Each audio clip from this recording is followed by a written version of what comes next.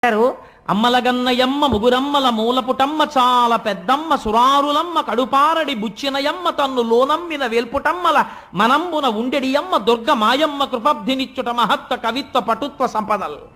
విజయవాడ కనకదుర్గమ్మ తల్లి కోవెల్లో రాజద్వారం మీద ఇప్పటికీ ఈ పద్యం రాసి ఉంటుంది. నాకు అక్కడికి వెళ్ళినప్పుడల్లా పోతన గారు జ్ఞాపకానికి వచ్చి పొంగిపోతుంటాను. ఆయన అంటారు, అమ్మలగన్నయమ్మ ముగురమ్మల మూలపుటమ్మ. ఈ పద్యం పైకి ఒకలా కనపడుతుందండి, కానీ మీకు నేను ఒక రహస్యం చెప్తున్నాను ఇవాళ. మీరు తెలిసి కానీ తెలియక కానీ పోతన గారు రాసిన పద్యాలు కొన్ని నోటికొచ్చి మీరు చదివారనుకోండి, సద్య ఫలితాన్ని ఇచ్చేస్తాయి. ఎందుకంటే మీరు కొన్ని చదవకూడదు, మీరు కొన్ని చెయ్యకూడదు. నేరుని శ్రీచక్రాన్ని ఇంట్లో పెట్టి పూజ చెయ్యగలరా? చెయ్యలేరు, పక్కన గురువు ఉంటే తప్ప.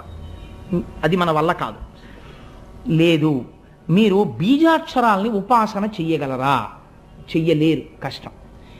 కానీ పోతన గారు ఈ దేశానికి బహూకరించి